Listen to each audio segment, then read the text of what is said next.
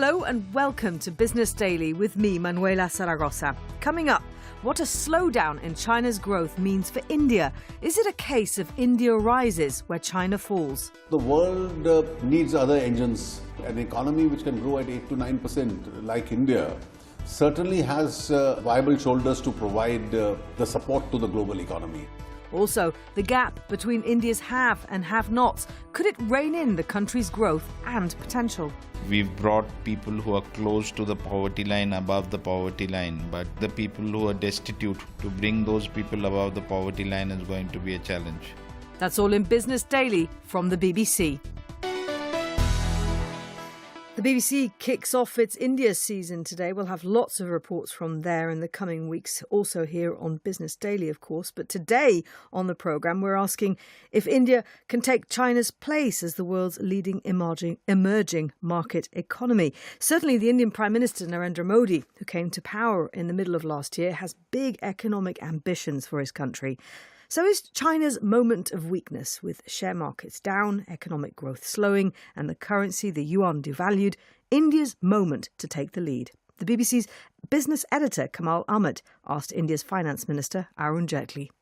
I see this as a great opportunity. You see, the Chinese normal has now changed. It's no longer the 9, 10, 11% growth rate. So the world needs other engines to carry the growth process.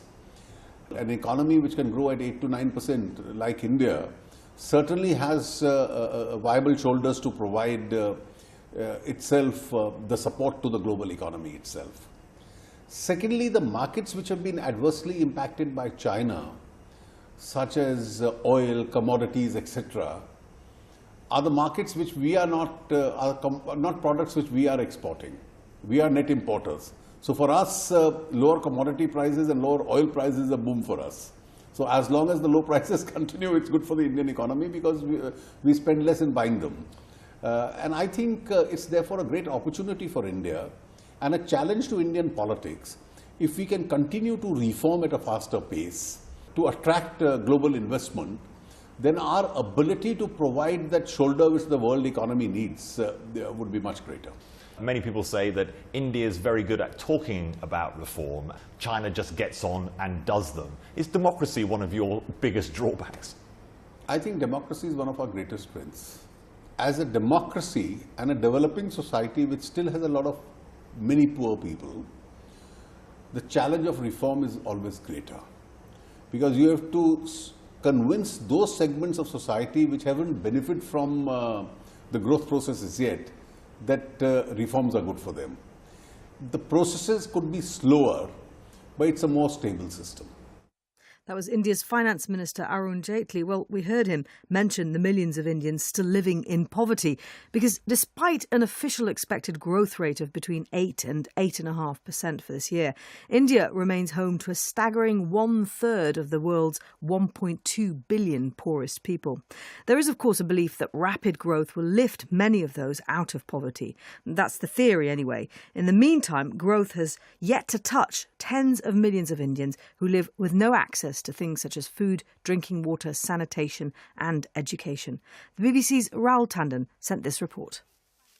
I've come to Moishdal, a village in rural India. I'm standing in a small paddy field where Varun Das is hard at work. He tries to eke out a living from this small plot of land, but it's hard. He wants his 7-year-old son to have a better future. I started work at 7:30 in the morning. I don't know when I will finish. It's a hard life. I want my son to have a better one, but there is no good school nearby. If we take him to the nearest town, then my wife has to stop working. It's an impossible situation.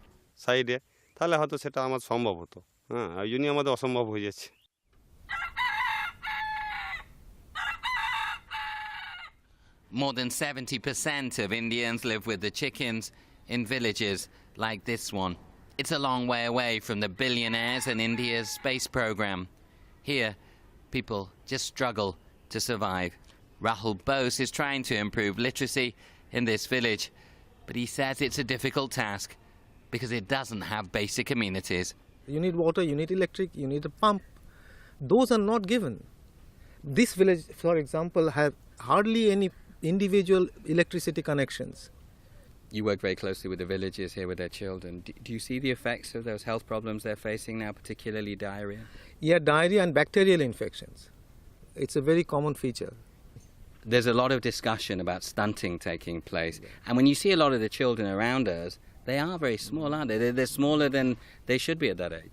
No, you're very right again. You've hit the nail really. There is a lot of malnourishment. It's not just malnourishment. I think it's the digestive system doesn't work properly. So as a result, doesn't matter what you have, you hardly get any nourishment. You can probably tell from the noise that I've left rural India and I'm back in urban India. I'm here in the heart of Kolkata as the cars and the horns keep going by. Cities in India are growing at a phenomenal rate, and that's putting a huge strain on their infrastructure. But let's get out of the noise and listen to somebody who's an expert on the growing gap between urban and rural India. I am Professor Siddharth Mitra from the Department of Economics, Jadavpur University. The statistics tell us that the gap is huge. For example, the literacy rate in rural India is around 68% as opposed to 85% in urban areas. Only around 55% of households in rural areas are electrified as opposed to 92% in urban areas. Over the last decade, India has pulled many people out of poverty, but many still remain, millions still remain. How big is that challenge? That challenge is huge because I think we've picked the low-hanging fruits till now. We've brought people who are close to the poverty line above the poverty line, but to bring the people who are destitute, to bring those people above the poverty line is going to be a challenge. And as India struggles with that challenge, it means that every day more and more people are coming to train stations like this one at Howrah Station in Kolkata looking for work. In front of me, I can see people who've come in from the villages. They have all their possessions tied in a small white cloth that's perched on their heads. Sapna, who's a maid who works in 4 different houses, is one of them. We left our village to have a better life, to give our children more opportunities. In the cities, we can get jobs, which means we can feed and educate our children. In my village, we only earn money at harvest time. There are no jobs. That's why everyone wants to come here. Not worried about the money I spend. As you might be able to tell, even in the light monsoon rain, Kolkata is a city where people like to have an argument. So when the elites are not arguing about how much money they have, do they believe that this is a country that is becoming more divided? The rich are really rich, filthy rich, but the poor have really not progressed that far. Yes, it still is, and in the next 10-15 years, I don't see any change. The cities are more affluent, they're hiring more people, even if it's just as hired help out of the villages. So I think since I have visibly seen those numbers increase, I would say that maybe the divide is on its way to reducing. The Indian growth story is one that we hear about in the news all the time. But away from the headlines, it's a country that's struggling to provide amenities to millions and millions of people. Raul Tandon reporting there. So, is India really worse than elsewhere in the emerging market world when it comes to inequality and poverty? I asked Ashwini Deshpande, professor at the Delhi School of Economics. Well, if you look at the Gini coefficient, which is a commonly used measure to look at inequality, then India's Gini coefficient is not as large as China's, for example, or Brazil's, or some of the other countries in Africa. The measure lies between 0 and 1, and as you go closer to 1, it means high inequality. So I think Brazil is in 0.65 or something. South Africa is something similar.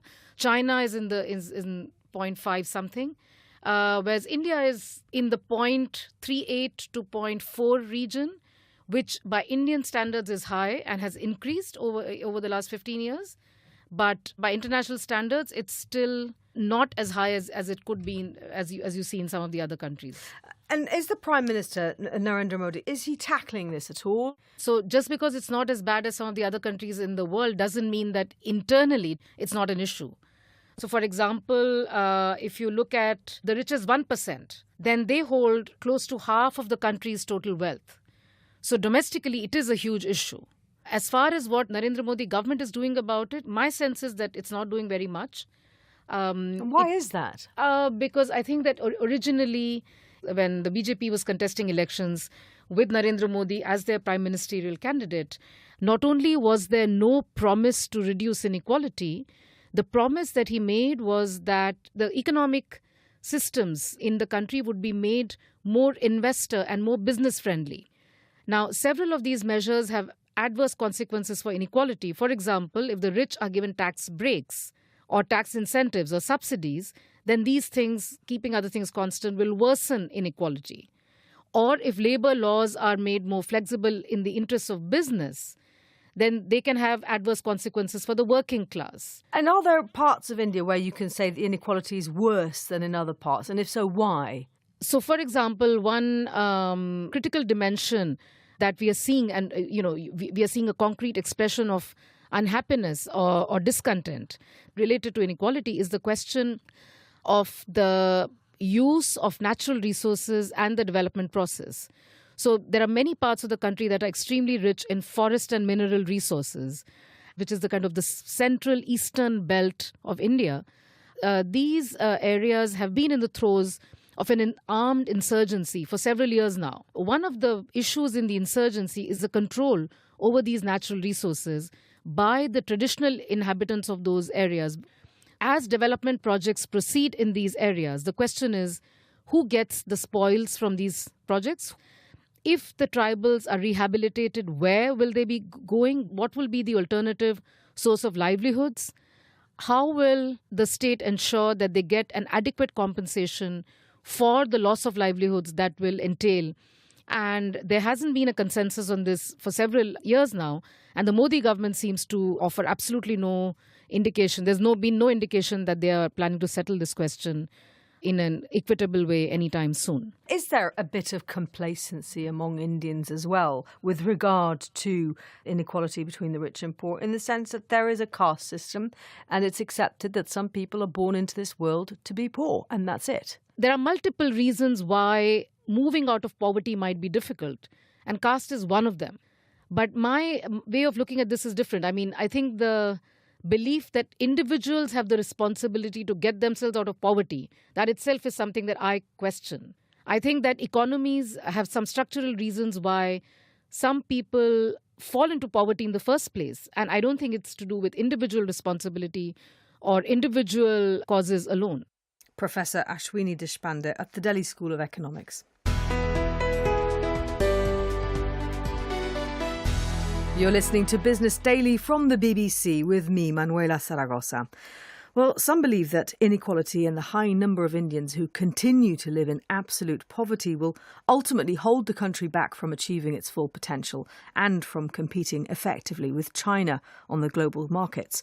And there are many who argue that all it takes to fix that is some good policy making and strategic thinking. Among them, the philosopher and Indian Nobel Prize-winning economist Amartya Sen. He told me more. The neglect of education, neglect of healthcare, makes India basically non-competitive with China. I mean, India is the first country in the world which has tried to become an industrial powerhouse with an unhealthy and uneducated labor force. And that is not a very good way of proceeding. If you change that, you may not see the benefits of education and healthcare for a number of years. On the other hand, but that's the problem, isn't it? Then you get these governments who are voted in and can't think long term. But, why should it be a problem? I don't know. I mean, India is the odd country out. The odd country out? Yes. So are you quite pessimistic about India's economic future then? Well, this is not a problem created by the present government. I think the past governments have also neglected education and healthcare. But the present government seems more bloody-minded about it, in the sense, I don't mean any nasty way, but being, like a bulldog, hanging on to it. And the world phrase that India is now on to a huge economic growth with pretty unhealthy population. So they're putting the cart before the horse in India? Well, one way of thinking about it is when Kerala, one of the states in India, which went for education and healthcare in the 1960s, and then healthy and educated population generates more employment earning ability. Today, Kerala has the highest per capita income among all Indian states. If you look abroad, China, and beginning with Japan, of course, South Korea, even Thailand, not to mention Hong Kong, Singapore, they have really flourished on an open economy, valuing the importance of economic relations and trade, which is also very important, but making use of that with a healthy, educated labor force. If you look at the quality of education, the Chinese, wherever it's measured, has consistently had PISA scores in terms of quality of achievement of education higher than Europe, whereas India has consistently been at the bottom of the league. So I think people who don't talk about this and only talk in terms of cunning economic policies that would get India a high growth rate without looking at human capability, I think they're missing out the importance of an enlightened and well-discussed public policy. I wonder if what your take is on this new sort of focus on inequality that we see now. There's much more talk about inequality. Do you think we're having enough of a public dialogue about that? Well, I'm delighted that there is much more dialogue on inequality going on. But the things that have to be discussed much more is inequality, not just in income, but education and healthcare. There are people in India who are extremely well educated. They run the Microsoft and Deutsche Bank and so on. It's just that some of the people have absolutely no education opportunities at all. Most people have no secure basis of any health care at all. The public services are abysmally bad and abysmally small and limited. So there are big inequalities there to look at. It's not just income. That was the philosopher and Nobel Prize-winning economist Amartya Sen. And keep an ear out for our sister programme Business Matters, which will be coming to you live from India pretty much all of next week. Do tune in for that. For now, though, that's it from us here at Business Daily. We're back again at the same time tomorrow. Thanks for listening.